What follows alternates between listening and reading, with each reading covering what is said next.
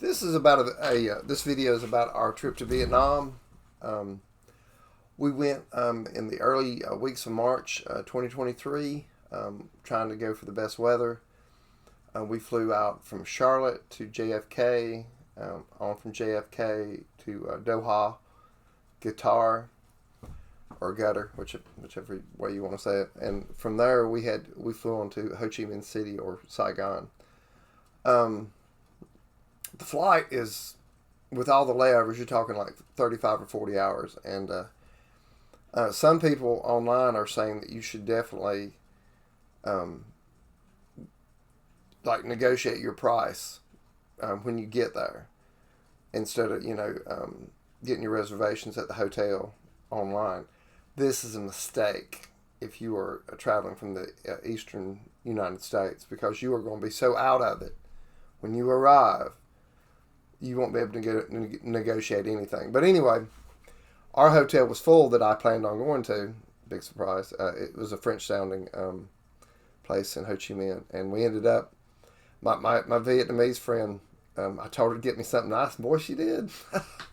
um, she, it was like Trump Towers of Ho Chi Minh. It was super nice, but it was actually somewhat expensive. For 2 rooms a night, it was like $250, which I know that doesn't sound much by Western standards, but I only took $1,000 with me, so I had to get some more money. But we got 2 nights and 2 rooms each night, and then from then on we kind of we went to the near like a coastal town, and we got a 4.5 hour cab to take us down there. Vietnamese interstates are not like American interstates or European interstates. You have a lot of cross traffic, no clover leaves or overpasses or anything like that. So that means traffic is constantly cutting into the stream of the interstate or the highway, whichever you want to call it. And there's lots of scooters and mopeds and trucks too. So it really slows things down. To go 127 miles, it took 4.5 hours. But our cabbie that we rented, you never do this in the United States because it would cost you an arm and a leg. It was like $35 or $40, and they would stop every so often and let us get something to drink. And I noticed like a lot of the Vietnamese drive or ride scooters, and they have pull off points with hammocks and stuff where you can pull off and get some rest, because I guess you're riding down the road for hours and hours and hours, sun bearing down on you, and I thought that was kind of unusual. For $1, it takes 23,000 dong to equal $1, and the dollar really goes a long way. I'd say 6 to 8 times further than it does in the United States, which was great. We went to the sand dunes near the beach resort where we were staying. My friend Juan, she got us it was like an excursion. It was like they took us up on ATVs and we went sand sledding. Sand dunes is the last thing I would have ever thought there was in Vietnam. But the sand dunes are created by the wind. It's right there on the coast.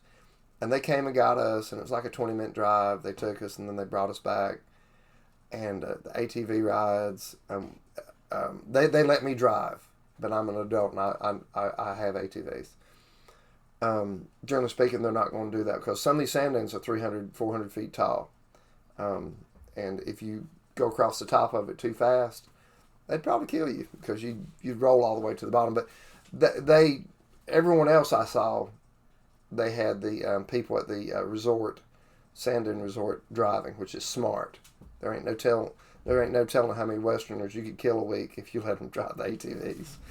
But anyway, went sand sledding. I did it. I decided, I just let my son do it. He's 14. Me and my son Jack went to Vietnam for like 9 days.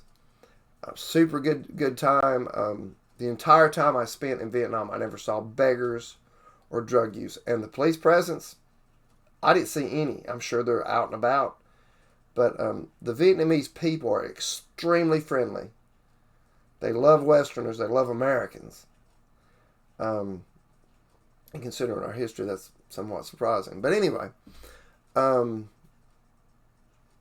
I never, even when I was in Ho Chi Minh City and the other big cities, and there really is no rural areas in the South that I saw. It's all pretty built up.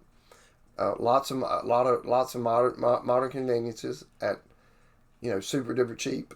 Um, but um, but anyway, not to get off track too bad. We It cost $13 for my pen pal to our friend to do that little excursion, and we had a great time. We really did. Because I thought when she said renting ATVs, we were talking about at least a couple $100, um, and it's just transportation from where they let you out till they get to where you get to the dune at. But anyway, after that, we just kind of hung out at the beach. The sunrises in Vietnam is magical. Vietnamese women among the most beautiful in the world, bar none. That's just that's just my opinion. But they're all anywhere. Most of them are like slightly under 5 feet tall, all skinny and all beautiful. Long black hair, just stunning. And Vietnamese, my friend Juan, she would always wear a hat and like a mask, and I thought this was odd and a coat. I thought this was odd because it's pretty warm. I mean, it really wasn't super hot. It never rained the whole time, not a drop. Jack asked me if Vietnam was a dry place, and I was like, God, no. I was like, we're just somehow, Juan told me basically there's two seasons, rainy season and hot season, and but it wasn't really either one on the trip. Beautiful weather, could ask for any more. You could retire in Vietnam and live like a king with like American Social Security. I guess the Europeans have something similar. And like we would show up at a restaurant, and the Vietnamese that were waiting on us were like thrilled to see us, thrilled.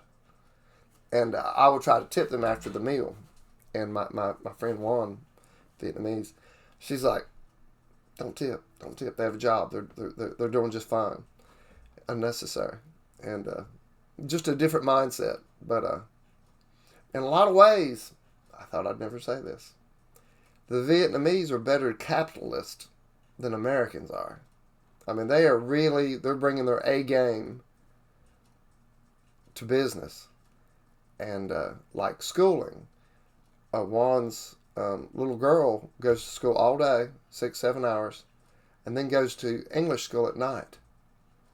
Now you tell me how many 14-year-olds in America, or Europe for that matter, would or could do that. Now, I don't know of any, but I have 7 kids. But we hung out at the beach. We met the Swedish couple, Kim and Tu, or Tu's actually Vietnamese. Very nice people. We met an Iraqi that lived in Australia that was, I think he's just dating the Vietnamese girl. Lots of Western men are with Vietnamese women. From what I understand, I've been told that even the extremely successful Vietnamese women, and there are some, surprisingly, being married to a white guy is like a status symbol. I made something out of myself, and look who I'm married to. I thought this was very interesting. But anyway, getting back to the, I'm rambling a little bit. I'm super tired. Some Vietnamese are really fair, like 2 shades darker than a white person, a white European or white American. And some of them are really dark. And I asked my friend Juan about this. And Juan's name is pronounced, or it's spelled OA space NH. I don't know how you get Juan out of that, but their spelling is really different, radically different. But Juan, she says, is the correct pronunciation. But anyway, I asked her about that because, like, Tu, for example, is really, really dark, and she's really, really fair. I mean, like, 2 shades lighter than me, or darker than me, I mean. And she explained to me that if you cover up, you don't tan near as easy. And I've realized that, but Vietnamese tan much more easily than a white person would. and that they don't have to be out in the sun very much to really darken up. And I was quizzing one of the Vietnamese about this, about, is this due to, like, I don't know, imperialism or white people in general? And it was explained to me, like back when they had kings and queens, basically they were very fair because they weren't working out in the rice fields, and it became a status symbol long before whites ever arrived. And I don't really believe a lot of the woke nonsense that goes on, but I thought, well, it might be possible. The Vietnamese have had some pretty negative interactions with the, like France and us, Japan, China. But anyway, and she said it's a status symbol because the upper classes are fair because they don't work out in the fields. And that's kind of what a lot of people want to be. They want to be fair, so, it's like a status symbol, which makes sense. Here, like driving like a Cadillac or a Mercedes is kind of a status symbol. But very interesting. I never met a Vietnamese that wasn't friendly. I'm not saying they don't exist, because I stayed in the South.